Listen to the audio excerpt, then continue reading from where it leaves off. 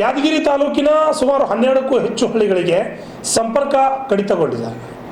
ಪಗಲಾಪುರ ಹಳ್ಳದ ಕಿರು ಸೇತುವೆ ಹಾಳಾಗಿದ್ದು ತಕ್ಷಣ 24 ಗಂಟೆಗಳಲ್ಲಿ ತಾತ್ಕಾಲಿಕ ದುರಸ್ತಿಯನ್ನು ಮಾಡಿ ಅನುವು ಮಾಡಿಕೊಡಬೇಕು ಸಂಚಾರ ಮಾಡುವವರಿಗೆ, ಇಲ್ಲವಾದಲ್ಲಿ ರಾಜ್ಯ ಹೆದ್ದಾರಿಯನ್ನು ಬಂದ್ ಮಾಡಲಾಗ್ತದೆ ಎಂದು ಕರ್ನಾಟಕ ರಕ್ಷಣಾ ವೇದಿಕೆ ಜಿಲ್ಲಾಧ್ಯಕ್ಷ ಟಿ.ಎನ್. ಭೀಮನಾಯಕ್ ಎಚ್ಚರಿಕೆಯನ್ನು ನೀಡಿದ್ದಾರೆ.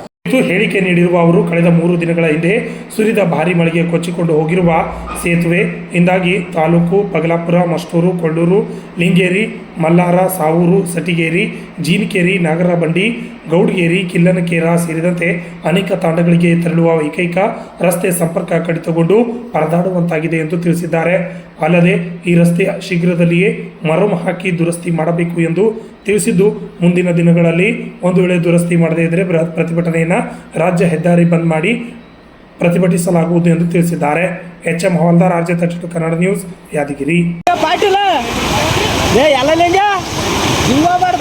ಆರಾಮ್ ಬೈದಿಲ್ಲ